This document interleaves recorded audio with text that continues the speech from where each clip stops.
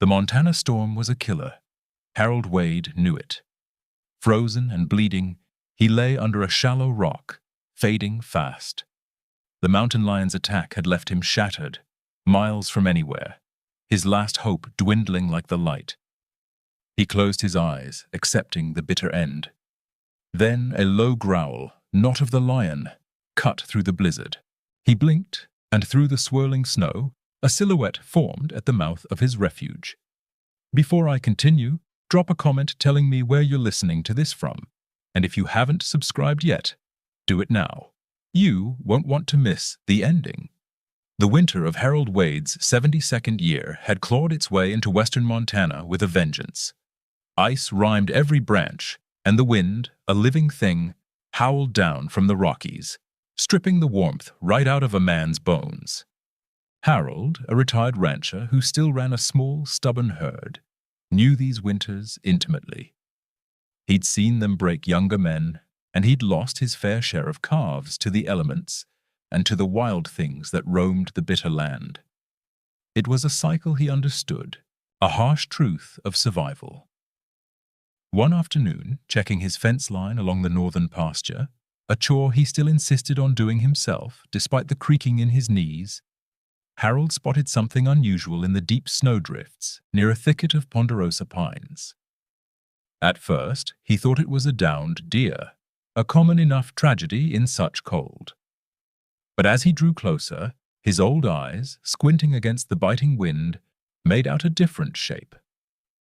It was a coyote, not running, not hiding, but simply huddled, still as a stone, its coarse fur a dusty gray against the brilliant white. His rancher's instinct, honed over decades, immediately flared. Coyotes meant trouble. They were smart, opportunistic, and had taken more than a few of his young calves over the years. They were varmints, plain and simple, a threat to his livelihood. But something about this one was different. It didn't lift its head to snarl, didn't try to bolt. It was too weak, too broken. As Harold cautiously approached, the coyote barely stirred, only a faint shiver running through its emaciated frame. Its hind leg was a mangled mess, a gash running deep, crusted with old blood and dirt. It looked infected, swollen to an unnatural size. The animal was clearly starving, its ribs prominent beneath its matted coat, its eyes glazed with a desperation that hit Harold in a place deeper than his rancher's pragmatism. It was a wild creature, yes, but it was also a living thing, clearly in excruciating pain, staring down a slow, miserable death by freezing or starvation. A knot formed in Harold's stomach. Every practical bone in his body screamed at him to leave it. Let nature run its course. It was the way of things out here. His closest neighbor, Dewey Hicks, would laugh himself hoarse if he even heard Harold was considering anything else. "Harold, you're just asking for trouble, feeding that varmint." Dewey would often shake his head, spitting tobacco juice. "It'll remember the hand that feeds it, all right? Remember where the easy meal comes from. It'll be your undoing. Mark my words." Hank, Dewey's boy, would just snicker and say, "Old man Wade gone soft in the head, feeding the competition." Their words, unsaid, echoed in his mind. But Harold couldn't do it. He couldn't walk away and leave this creature to suffer alone in the brutal cold. It was the sheer, raw vulnerability in its eyes, a flicker of something ancient and broken that got to him. He remembered the feeling of being utterly alone, of needing a hand when no one was around. This wasn't about livestock. It was about something else entirely. It was a quiet, insistent voice in his own heart that defied all reason and all warnings. He made his decision right there in the biting wind, staring at the suffering animal. It would cost him time, precious effort in this unforgiving weather, and probably some of his meager supplies. It would certainly earn him more ridicule from the Hicks men. But he knew with a certainty that settled deep in his soul that he had to try. He had to help. He had to be the one person who didn't condemn it. Turning, Harold began the long, cold trek back to his small house, his mind already turning over what meager scraps he might have to offer a wounded coyote. The difficult part, he knew, was just beginning. Harold knew he couldn't simply carry the wounded coyote back. The animal, even in its weakened state, was a bundle of wild muscle and teeth. His first step was simply leaving a small pile of fresh venison scraps, left over from a deer he'd taken earlier in the season, just a few yards from where the coyote huddled. He backed away slowly, watching from a distance as the bitter cold continued to cling to the land. It took hours, but eventually, driven by hunger that outweighed fear, the coyote dragged itself to the meat and devoured it, quickly, ravenously. Over the next few days, Harold repeated this ritual, each time placing the food a little closer to his weathered barn. He made sure the barn door was always slightly ajar, a silent invitation. He watched, always from a distance, as the coyote slowly, painfully, moved closer. Its eyes, wary and watchful, never left Harold's form, even as it succumbed to the pull of warm food. He saw the resilience, the sheer will to survive, even in its broken state. Harold started calling him Chief in his head, a quiet nod to the powerful spirit he sensed within the animal, even when it was at its most vulnerable. Finally, one frigid evening, Harold found Chief had taken refuge in the farthest, darkest corner of his barn, tucked deep into a stall filled with old, sweet-smelling hay. Harold quietly pulled a heavy canvas tarp across the stall door, creating a small, sheltered haven from the relentless wind. He brought out an old, beat-up water trough, scrubbed it clean, and filled it with fresh water, placing it just inside the stall. He didn't try to touch Chief, didn't try to get too close. He knew that would break the fragile trust they were slowly, painstakingly building. His movements around the barn became slow, deliberate, almost a dance, so as not to startle the wild thing now sharing his space. Weeks turned into a pattern. Every morning, before dawn broke, Harold would leave a generous portion of cooked beef scraps, sometimes a bit of warm broth, near the water trough in Chief's stall. He'd clean the trough, refill it with fresh, unfrozen water, and then quietly leave. He noticed the slight improvement in Chief's injured leg each day. The swelling gradually receded, and the wound, though still angry, began to close. Harold would watch from the door crack, seeing Chief lift his head a little higher, his eyes a little brighter, his body slowly regaining some of its lost muscle. His neighbors, of course, noticed the changes in Harold's routine. Dewey Hicks, with his perpetually suspicious gaze, rode by on his ancient ATV one afternoon, pulling up short near the barn. Hank, his son, was with him, and both looked at Harold, who was carrying a bucket of fresh water towards the barn, with thinly veiled amusement and concern. "Still got that mangy dog holed up in there, Harold?" Dewey called out, a smirk playing on his lips. "Heard tell you're feeding it prime beef. That's a mighty expensive way to court trouble, ain't it?" He spat tobacco juice onto the snow. "It'll remember the hand that feeds it. All right. Remember where the easy meal comes from.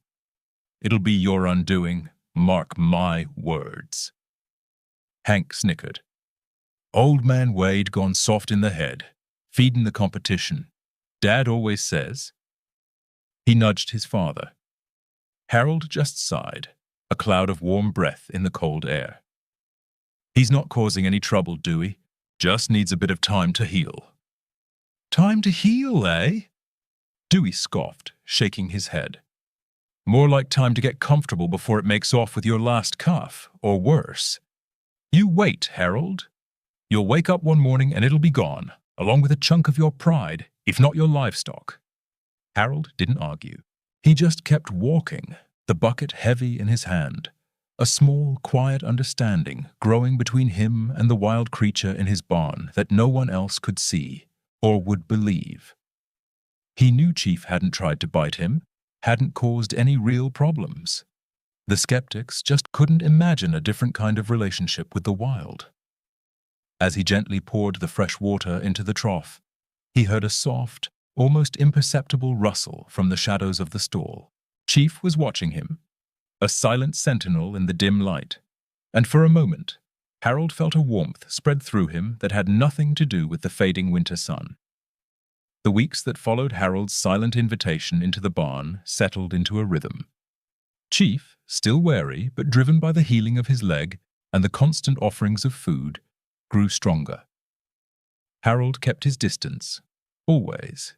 He never tried to pet the coyote, never reached out a hand, understanding that such a gesture, no matter how well meant, could shatter the fragile peace between them.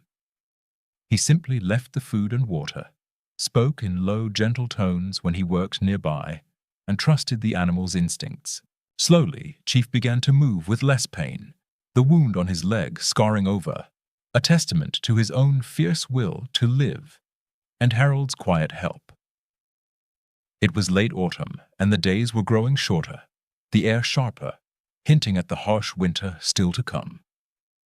A fine early snow had fallen that morning, dusting the fields in white, but by afternoon a treacherous layer of black ice had formed in shaded spots. Harold, despite the growing chill, was determined to finish mending a section of fence on the far edge of his property, tucked into a small, winding ravine where the wind always seemed to gather force.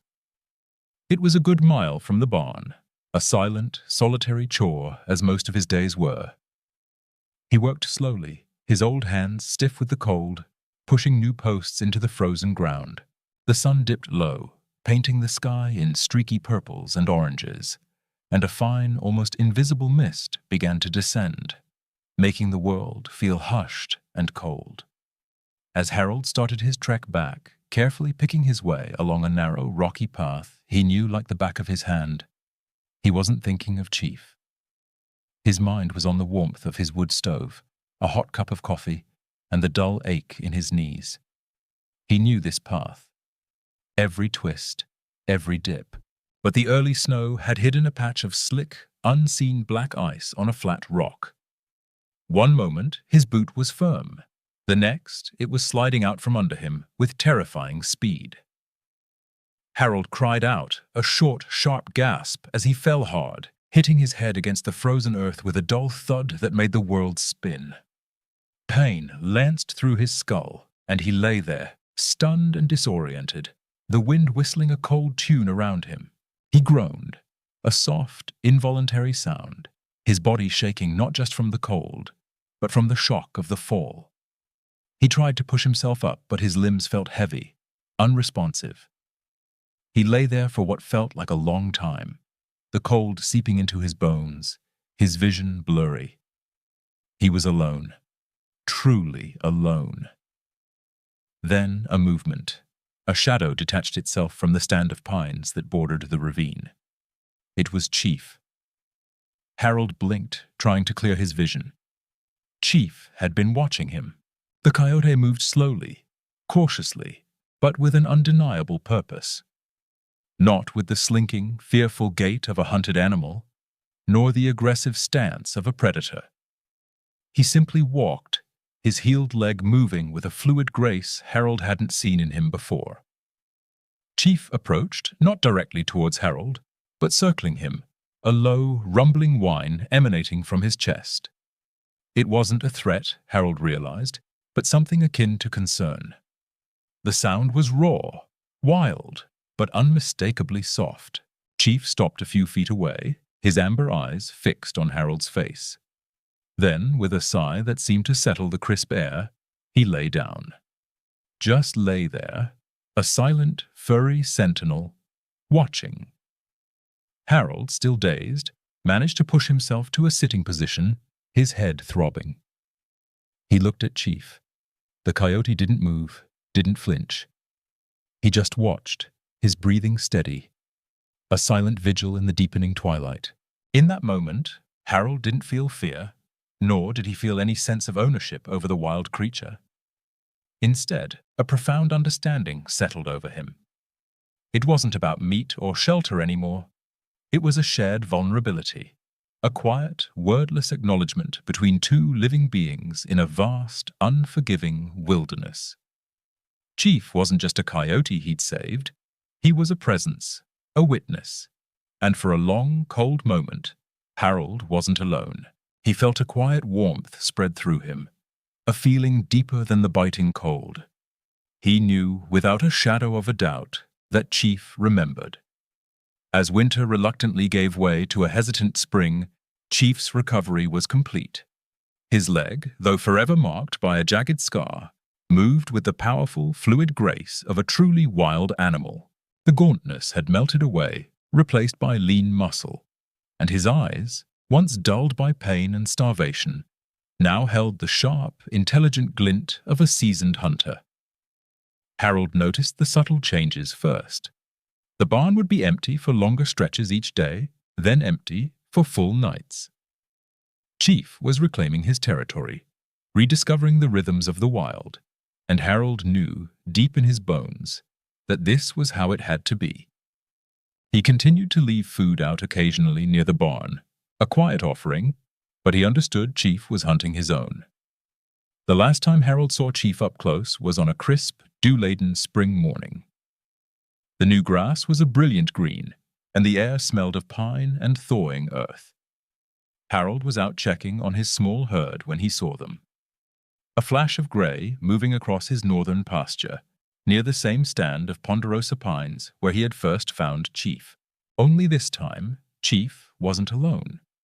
He was leading a small, healthy pack, 6 strong, sleek coyotes, moving with an undeniable unity. Harold froze watching them. Chief, now noticeably grayer around the muzzle, moved at the front, his head held high, his posture radiating authority. He paused near the property line, turning his head. His amber eyes, familiar yet entirely wild, met Harold's gaze across the long field. It was a silent moment, stretched between man and animal, a lifetime of understanding distilled into a single glance. Chief held Harold's eyes for what felt like an eternity, then, almost imperceptibly, dipped his head, a gesture that was either a nod of acknowledgement or a simple bow to the wild. Then, without another moment's hesitation, he turned and loped away, his pack following in a ripple of grey fur, disappearing into the distant tree line. Harold watched until the last shadow vanished, a quiet ache settling in his chest. He never saw Chief alone again. The seasons cycled through. Summers were long and hot, winters brutally cold. Harold grew older, his own joints stiffening with the passage of years, his world shrinking a little more with each passing season. Dewey and Hank Hicks still lived nearby, their occasional visits filled with the same dry, skeptical banter, though Harold noticed they'd stopped mentioning Old Man Wade going soft. Perhaps the sheer lack of drama from the rescued coyote had bored them. And since you've made it this far, go ahead and hit that like button. It really helps me keep bringing stories like this. He continued his solitary life, tending to his land, his cattle, and his memories. He never forgot Chief. A quiet ritual began. Every few weeks, Harold would take a handful of meat scraps, sometimes a freshly caught rabbit, and place it on a particular flat rock near the property line, close to where Chief had paused that last spring morning. It was a silent offering, a gesture of continued respect and a quiet hope. He never saw Chief come for the food, but the offerings were always gone by the next morning, leaving only the scent of the wild in the cold air. Years passed this way. The memory of the fierce, broken coyote and the silent bond they'd forged became a treasured, private thing, a story Harold kept only in his heart. The wilderness, though, held its secrets close, and Chief, the pack leader, was one of them. He had returned to his world, and Harold, alone, had returned to his. He often wondered if Chief ever remembered that cold, desperate winter, just as Harold remembered him. It was a bitter, late autumn day, the kind where the air itself felt brittle, promising the true wrath of winter just around the corner. Harold Wade, now 72, and feeling every one of those years in his protesting joints, had ventured out to check a remote section of fence. This particular stretch snaked deep into a heavily wooded ravine on the far edge of his property, a place where the shadows clung longer and the silence felt heavier.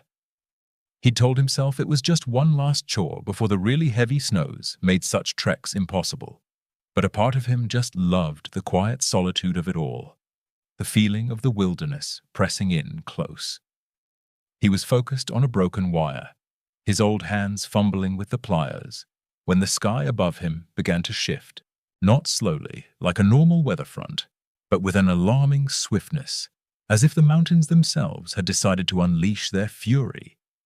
A sudden, unexpected storm rolled in, whipping up from the peaks, bringing with it a blinding sleet that stung his face and quickly coated everything in a treacherous, freezing glaze. The air temperature dropped like a stone, stealing his breath. This wasn't just a squall. This was a genuine Montana blizzard brewing. Harold cursed softly under his breath. He was miles from his house, too far for a quick run, and the thought of navigating the icy, steep path back in this weather sent a chill of genuine concern through him. He packed up his tools quickly, pulling his worn woolen cap lower over his ears, and started his retreat. Every step careful, every breath a puff of white in the rapidly darkening air. He was making his way up a particularly steep, rocky stretch, his boots searching for purchase on the slick, frozen ground when it happened. A sudden, powerful blur of tawny fur and muscle launched itself from a low-hanging branch directly above him. There was no warning, just the terrifying, guttural snarl of a mountain lion. The impact slammed Harold against the rock face, knocking the wind from his lungs and sending his cap flying into the swirling sleet.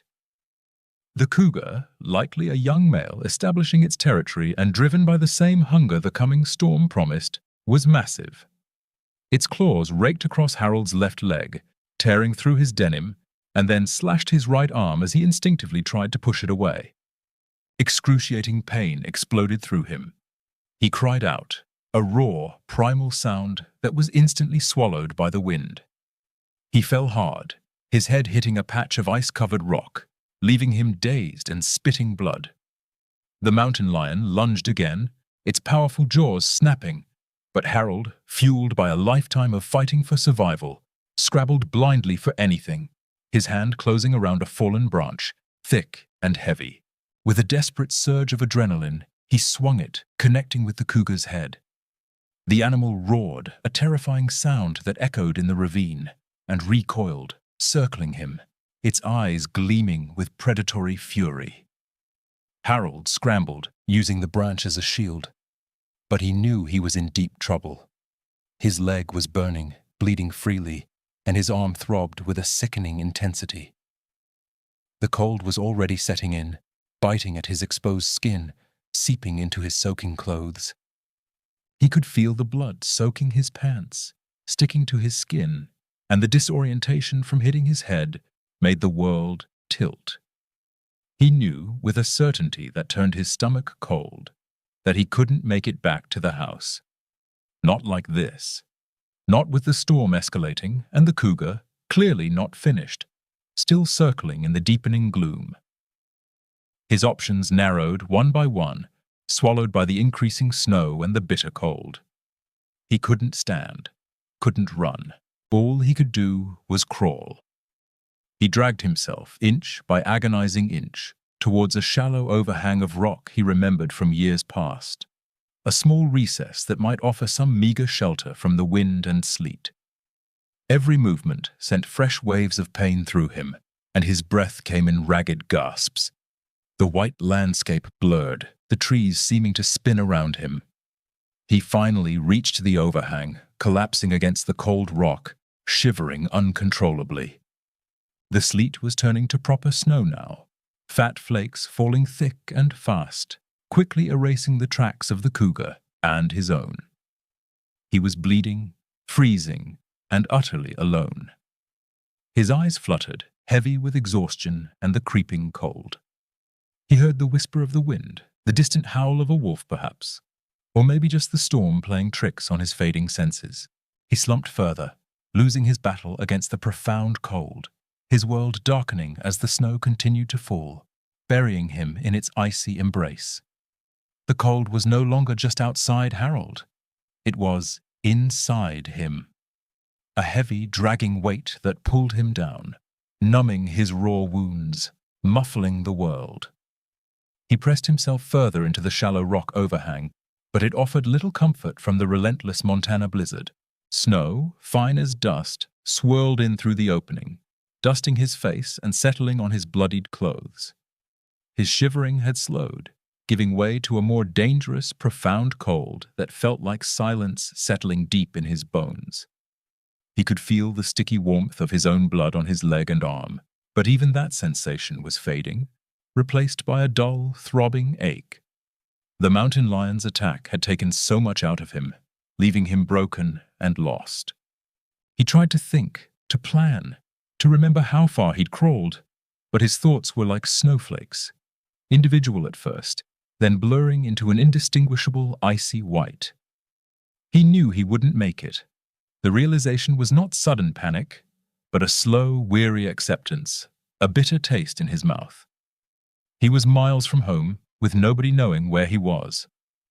The wilderness, so often a comfort, had turned on him with a terrible swiftness. His eyelids felt heavy, too heavy to keep open. He fought it for a while, forcing himself to scan the swirling white outside his meager shelter, half expecting the cougar's menacing silhouette to reappear. But all he saw was snow, endless and suffocating. He allowed his eyes to close for a moment, just for a moment, to rest. And in that fading light, a different picture came to him, not of despair, but of a quiet, stubborn strength. He saw Chief, not the sleek, powerful leader from the wild, but the broken creature he'd found that first brutal winter. He saw the mangled leg, the desperation in those amber eyes, the slow, cautious approach to the barn. He remembered the quiet weeks of leaving out food, the small, deliberate gestures of trust, never expecting anything in return. He remembered the skeptical warnings of Dewey Hicks. "It'll be your undoing, mark my words." And he remembered the moment in the ravine, after his fall, when Chief had come, not to attack, but to watch, to bear witness to his vulnerability, a shared, silent understanding between them. A faint, almost imperceptible warmth spread through Harold's chest at the memory, a flickering ember against the encroaching cold. Chief, leading his pack across the northern pasture that spring morning, pausing to meet his gaze across the long field, that silent, almost imperceptible dip of his head before vanishing into the trees. It wasn't a thought of rescue, not a desperate plea, but a quiet, deeply felt understanding of connection, of life persisting, of kindness once given, simply remembered. He had never expected Chief to return, never asked for anything beyond the small satisfaction of easing suffering. The image was a soft, gentle comfort against the harsh reality of his failing body. His breathing grew shallower, his awareness drifting in and out, like a boat losing its moorings in a gathering storm. He was so tired. The cold had begun to feel strangely peaceful, a soft blanket pulling him into a dreamless sleep. He imagined the vast, snowy expanse, the mountains standing silent and eternal. He was just a small part of it all, a fading whisper in the grand, wild symphony. Then, a sound. It was faint at first, barely a whisper carried on the wind, but it was distinct, a cutting edge against the muffled roar of the blizzard. Not the wind, not the falling snow.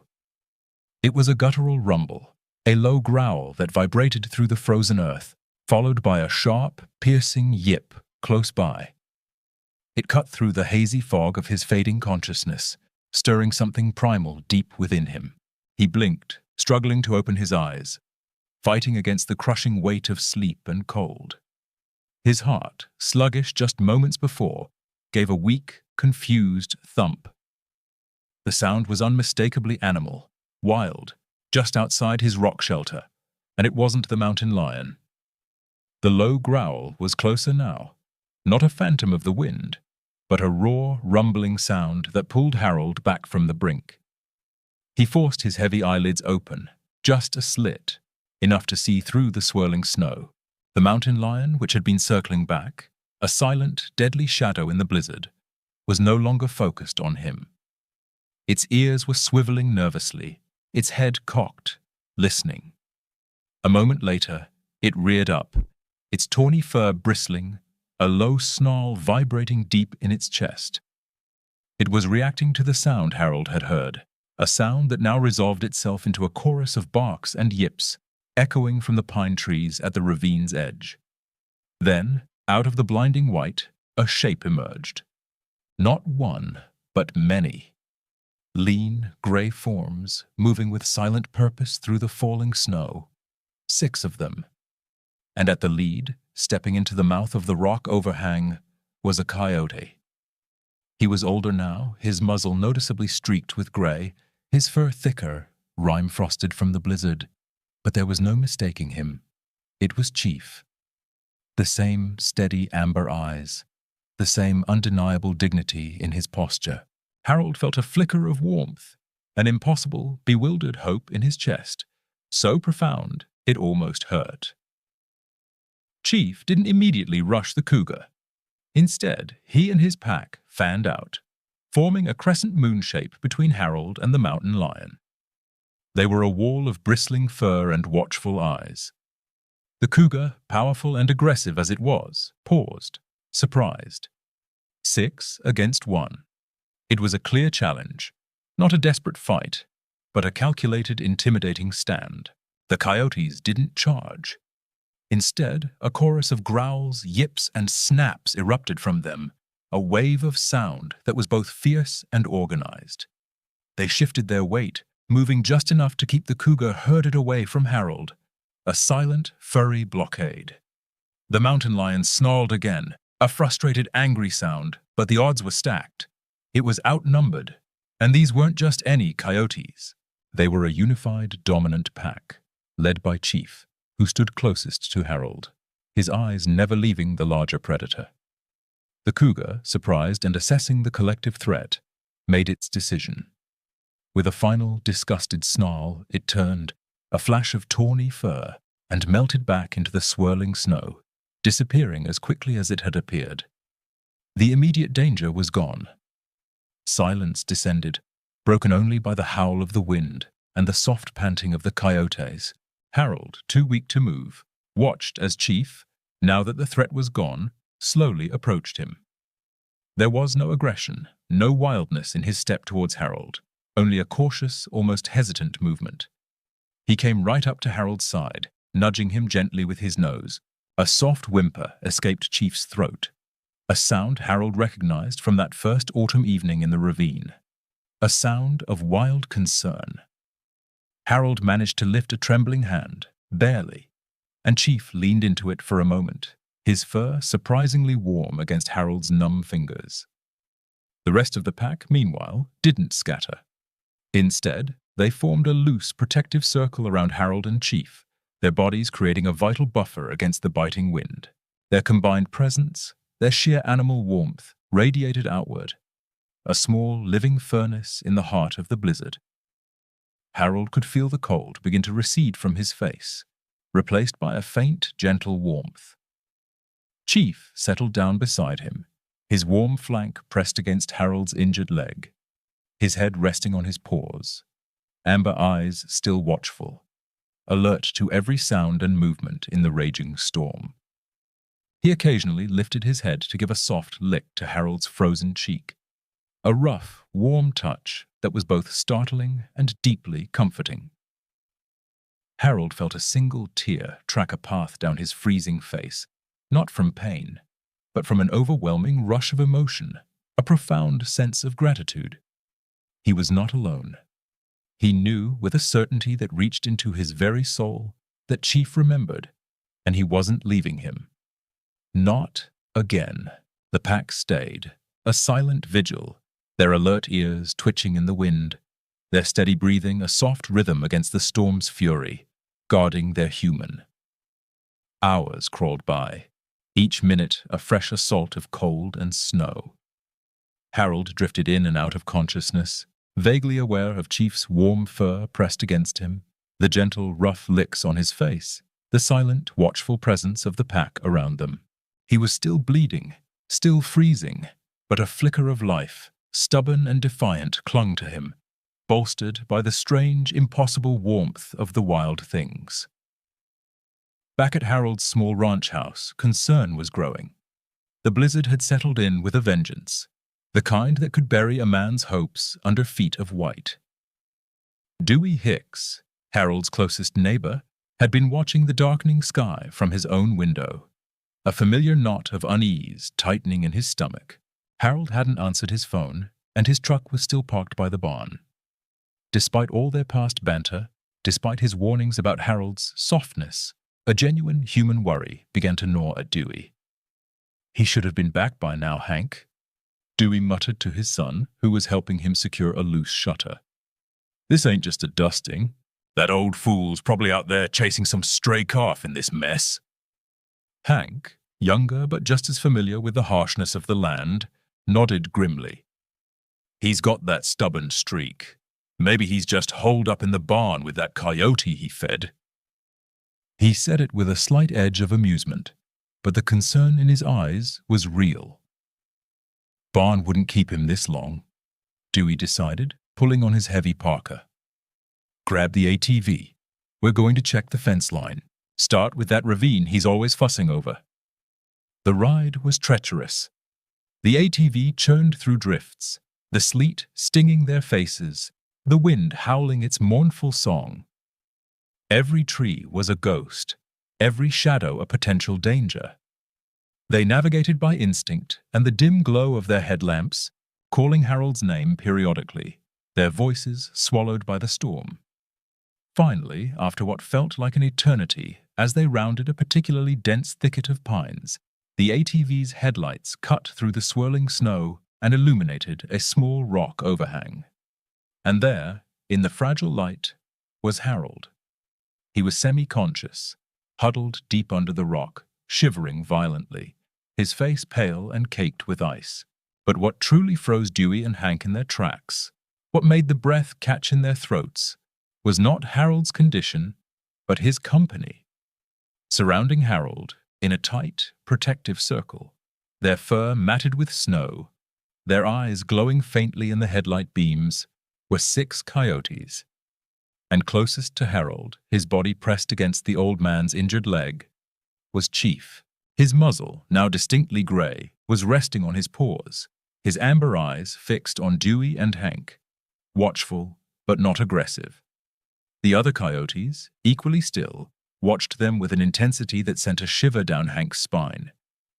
Dewey, who had come expecting the grim worst, a fallen Harold, perhaps a frozen animal, stood utterly stunned.